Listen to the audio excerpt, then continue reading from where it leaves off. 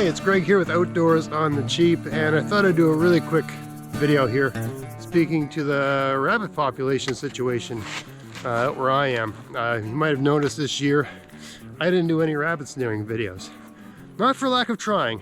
I've gone out and filmed hiking. I got it like a 3-kilometer loop here, give or take, which doesn't sound like a lot, but it is when you're in the thick woods. It might even be a bit wider loop than that.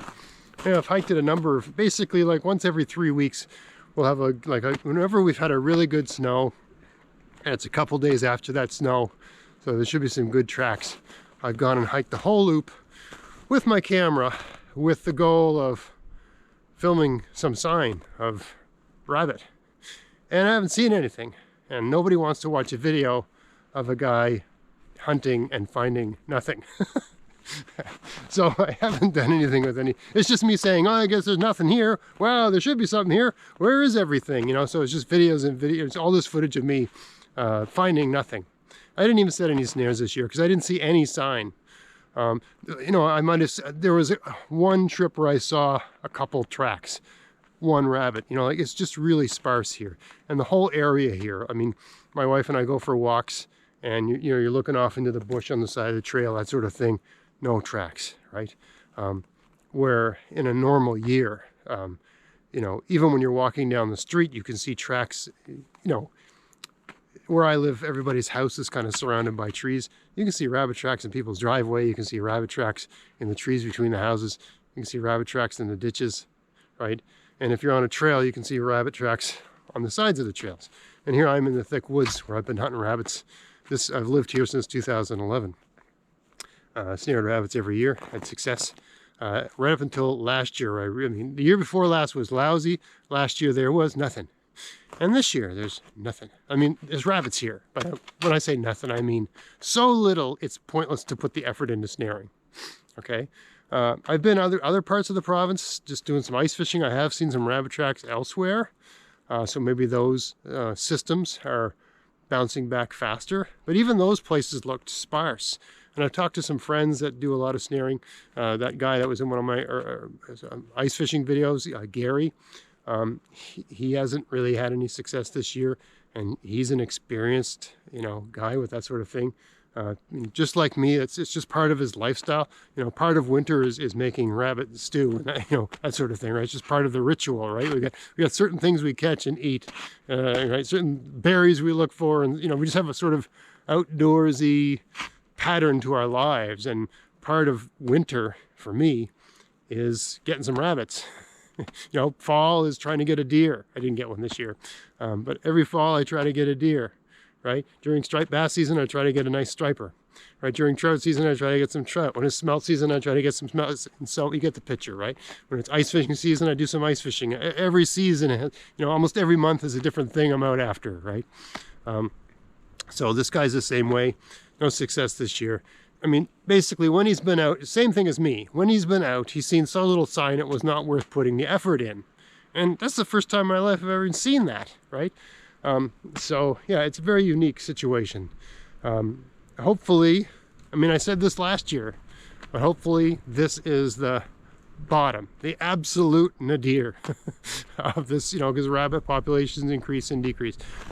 Hiking out today, you know, I've hiked about 2 kilometers a day. I've seen coyote tracks and I've seen bobcat tracks, but not much, like not much at all. And there's going to be people that comment and say, oh, it's the coyote population. There's too many coyotes. They're eating all the rabbits. That's ridiculous, okay? What does a coyote eat, right?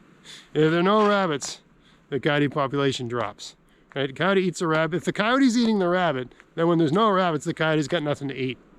Right, the coyote population and the bobcat population and everything else that preys on the rabbit, it follows the rabbit population. Right, when the rabbit population increases, those things increase. When the rabbit population decreases, those things decrease. It might take a year, like you might have a rabbit population crash one year, and then we've got this large coyote population, and so there's no rabbits to eat. The next year, they eat everything else. Right? And then they all starve, right? Because there's just nothing, right? And they got, you know, you've got a large rabbit population. The rabbit population follows the food. But if there's food, the rabbit population grows and grows and grows and grows and grows until it exhausts the carrying capacity of the lawn. As the rabbit population grows, the population of everything that eats the rabbit grows. Once the rabbits exhaust the land of the things they like to eat, they start eating whatever else they can find, and they get poison, they get disease, and they get sick, and they die. They get easy to kill. You know, you have a real boom of the predator population, because now you get these rabbits basically eating subpar food, and they're slow and they're weak and they're easy to kill. And so, you know, the predators have a really good year, and then all of a sudden there's no rabbits. Now the predators, their main source of food's gone. So then they go after everything else, and then all that stuff's gone, and the predator population crashes. Right? And then the whole, you know, while this is all happening, because there's no rabbits, all the things the rabbits eat start growing again, right? All those things start coming back, right? The food source at the bottom of the food, you know, like the rabbit's the bottom of the food chain in a sense, but there's things below the rabbit, right? So all that food starts to regrow, right? The forest becomes kind of like a garden again, right? Because there's no rabbits eating anything. And then eventually, you know, the few rabbits that survive all of that, because there's always some that survive, okay, they start having larger and larger litters because there's more food, because the females, and they're just more healthy and they can get more food, so they have bigger litters and that sort of thing. And the whole thing starts all over again. So I thought this would be the year. I saw some evidence of that, and maybe it was, but I didn't see anything. It was just, this year I saw even less sign than last year. Just nothing, you know.